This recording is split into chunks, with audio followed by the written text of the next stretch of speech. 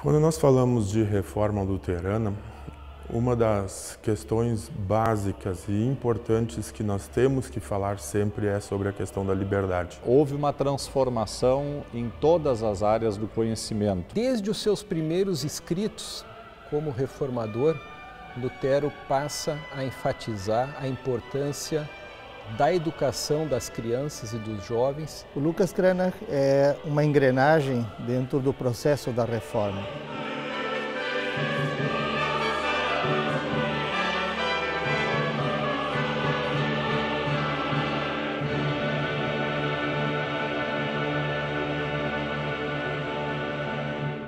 Quando nós falamos de reforma luterana, não é possível tirar a base que os reformadores colocaram, que aliás não é nenhuma base nova, é simplesmente uma reforma, ou seja, alguma coisa tinha se tornado desproporcional, desconexa, descontextualizada. Então Lutero e os que estavam junto com ele, quando trazem de volta os grandes fundamentos que a Igreja havia esquecido, ou seja, somente a fé, somente Cristo e somente a Escritura, esses três fundamentos, eles na verdade não são novos, eles são simplesmente recolocados no seu lugar. As instituições religiosas, aqui eu me refiro à igreja, aos conventos, aos mosteiros e outras instituições, elas tinham um lugar central na organização da sociedade e na organização da cultura.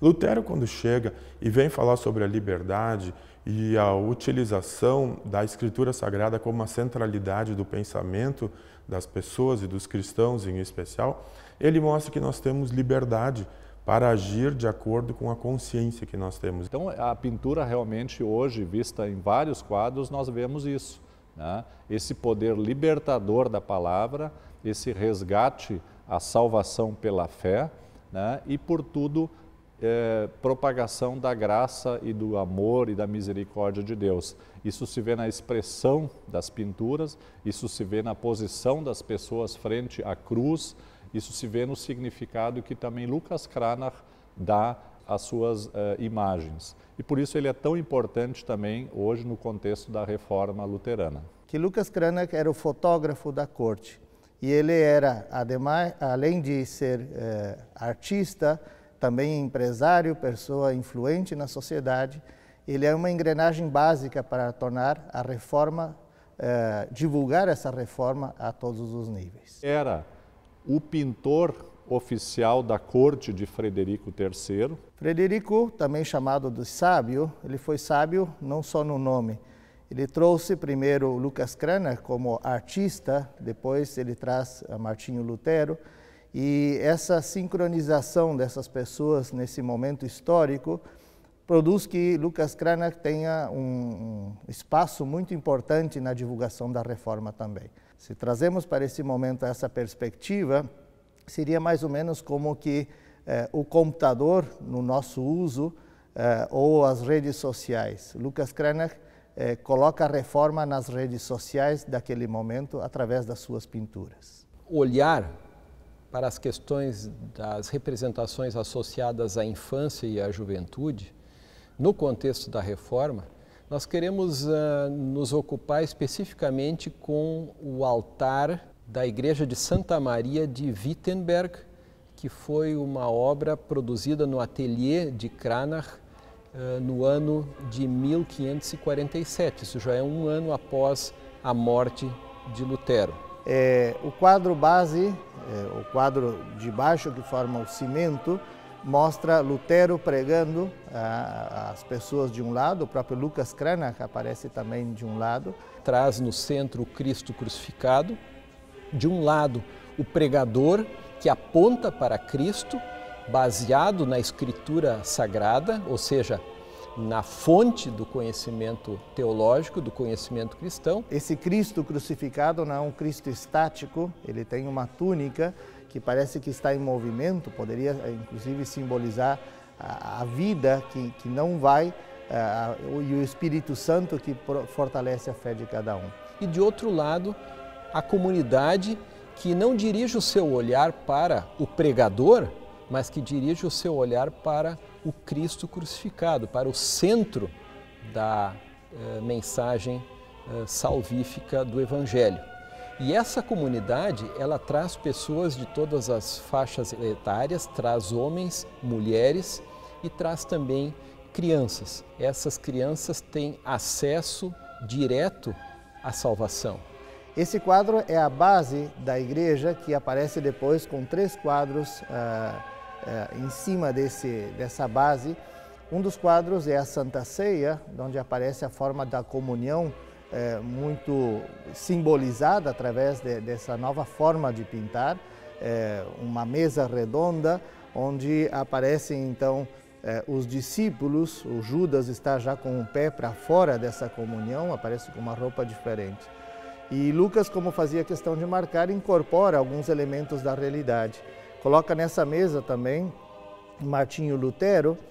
Martinho Lutero aí aparece com barba quando ele saiu do castelo de Wartburgo, quando estava sequestrado, e fez a tradução da Bíblia para o alemão. E justamente Lutero é servido com um cálice da Santa Ceia pelo filho de Lucas Cranach, que era Lucas Cranach, o jovem. O altar traz também um quadro retratando a instituição do batismo, onde aparece o reformador Philippe Melanchthon segurando um bebê sobre a pia batismal. Esse bebê está no centro do quadro, né? Ele tem ao seu lado uma pessoa que é um auxiliar de Melanchthon, e essa pessoa que está ali não é ninguém mais, ninguém menos do que o próprio príncipe eleitor da Saxônia. Então isso mostra a própria autoridade civil, a autoridade secular, então colocada em uma função de serviço para essa criança que está ali. Depois aparece o que na época também se entendia como um dos sacramentos, que é a confissão.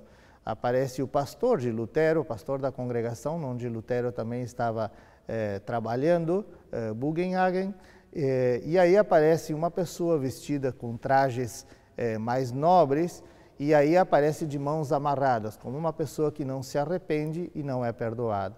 Enquanto do outro lado aparece a chave de perdão dos pecados para essa pessoa que sim está arrependida. Lutero vem trazer a ideia de que nós, em Cristo, nós somos salvos.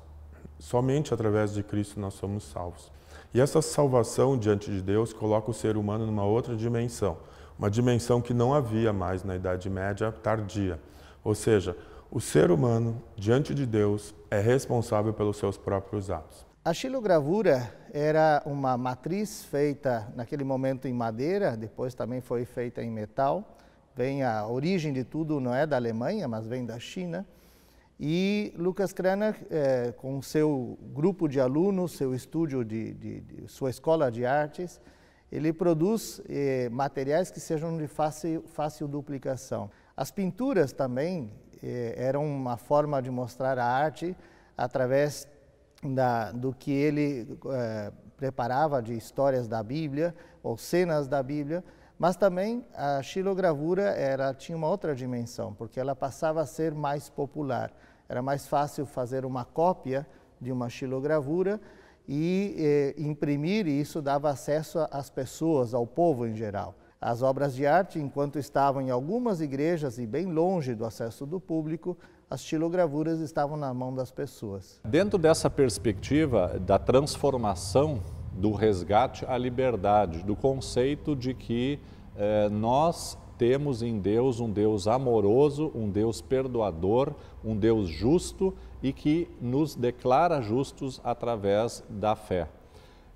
Também foi colocado em imagens através do pintor holandês Rembrandt. Ele também é conhecido, e por muitos ele é tido como o pintor da Reforma também. Ele coloca muito claramente aspectos da natureza que glorificam a figura e o poder de Deus Criador, e coloca também um Cristo na cruz, e ao verter-se sangue das suas veias, ele retrata sangue que nos purifica de todos os pecados e que nos liga ao Deus amoroso.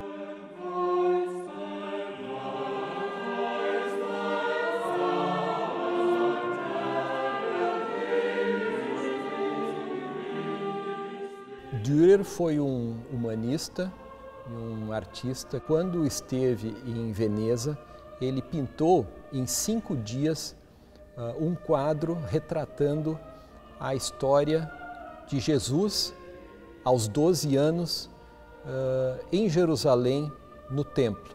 E ele mostra uma cena muito compacta. Jesus, ele está cercado pelos doutores e professores da lei, todos bem mais velhos, pessoas muito velhas. Esse é um contraste do quadro, o contraste da infância. Apesar de tudo, Dürer coloca, então, Jesus no centro do quadro. Suas mãos falam, suas mãos mostram alguém que está em pleno debate, que está argumentando para a admiração dos doutores e professores, né? E representam justamente alguém, uma criança, que tem acesso ao conhecimento e que impõe esse conhecimento perante aqueles que, no contexto da sociedade, se apresentavam como as principais autoridades em termos de conhecimento, como os intermediários em termos de conhecimento. Essa representação de um menino, que é alguém que argumenta de igual para igual, que fundamenta a sua argumentação, certamente traz a perspectiva de Dürer de que é necessário renovar o pensamento, renovar as perspectivas, né? Algo extremamente alinhado com o próprio movimento da Reforma.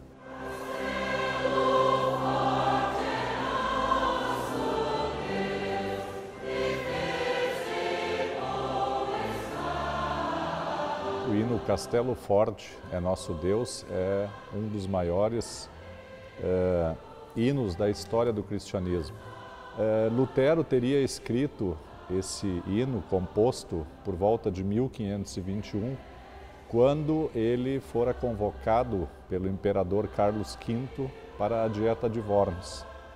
A Dieta de Worms marca uma época importante porque quando se dirigia para aquela dieta, que na verdade era a grande assembleia onde se decidiam as coisas da igreja e do poder do Estado, Lutero compôs esse hino com base no Salmo 46.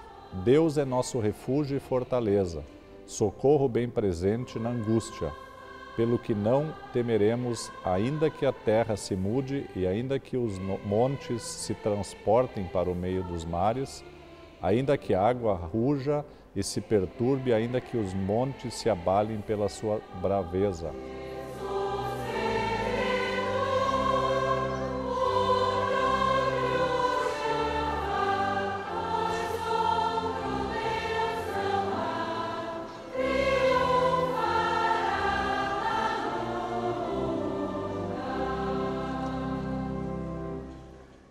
Johann Sebastian Bach dispensa muitos comentários e explicações. Ele se fala por si só, ele é conhecido no mundo como um dos maiores compositores de toda a história.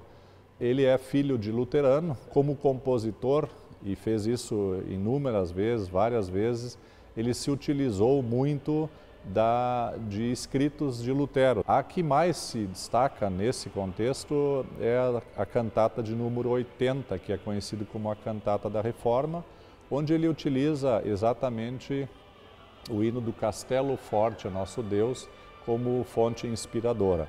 E evidentemente isso deu uma abrangência muito grande também para as verdades defendidas por Lutero.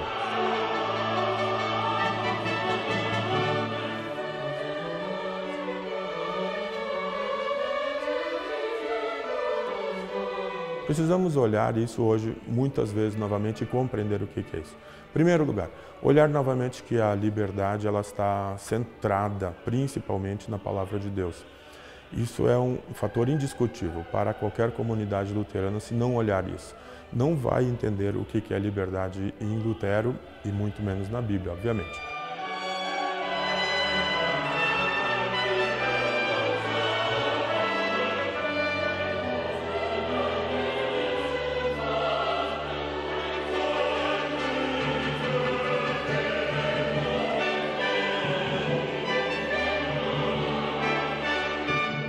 Possivelmente Lutero com Cranach vão trabalhando depois um outro logo, que é a chamada Rosa de Lutero, onde aparece uma flor, que na época simbolizava a paz, a harmonia. Em cima dessa flor aparece o coração, marcado ou selado por uma cruz, que é o sacrifício de Jesus. Isso está sobre um fundo azul, que simboliza tanto o céu como o batismo, e cercado por um anel dourado, o metal mais importante, onde então simboliza a eternidade. Desse símbolo luterano sai o que nós temos na nossa universidade, o logo da UBRA. Quando hoje olhamos a história da Reforma e a história da arte, precisamos ver que a arte nesse momento expressava o que hoje os meios de comunicação trabalham com mais intensidade. Podemos dizer que o Facebook de Lutero era Lucas Cranach, porque ele divulga as ideias de Lutero e torna conhecida a cara de Lutero em outros ambientes também. Até então existia uma relação de artes que permeavam as igrejas da época, cheias de santos, cheias de esculturas e de ídolos, como Lutero mesmo definia, né? E com a grande descoberta de um Deus justo, um Deus amoroso, e o resgate à Escritura, à Bíblia, à Palavra, e da justificação pela fé, que são as bandeiras da Reforma Luterana e a grande descoberta do momento no século XVI, evidentemente que houve também uma mudança naquilo que se tinha de enfeites dentro das igrejas. Aos poucos, então, as esculturas, as pinturas de santos, os ídolos, eles foram sendo retirados, porque o acesso a Deus era um acesso livre, um acesso de liberdade. Se nós olharmos uma igreja cristã arquiteturalmente bem preparada e organizada, nós vamos ver que tem uma porta aberta, um tapete vermelho que vai até o altar. Isso tem um significado muito importante no cristianismo. Isso significa que qualquer pessoa, independente de qual seja a sua situação social, a sua maneira de ser, a sua identidade, enfim, qualquer pessoa no planeta tem direito de enxergar o altar, onde na centralidade do altar tem um crucifixo, que significa que Jesus Cristo morreu por ele. Então, isso significa que um movimento que acontece no âmbito da religião, como foi inicialmente a reforma luterana ou a reforma protestante, será um movimento que impactará o conjunto da sociedade. As contribuições inevitáveis também da reforma, a unificação do dialeto alemão, por exemplo, né? A tradução da própria Bíblia, que era a preocupação de Lutero, que a Bíblia tivesse acesso, fosse acessível ao povo e fosse compreendido a sua leitura. A mudança na liturgia e na forma de culto, que até então é bom lembrar, né, era uma mensagem em latim, né, que o povo não conhecia, não entendia, enfim, apenas se submetia de certa forma. Se nós hoje examinamos as obras de história da educação, história da pedagogia, todas elas colocarão a reforma como um dos pilares, aquilo que nós hoje entendemos como a era moderna ou a modernidade, onde a educação e a alfabetização estão no centro do interesse.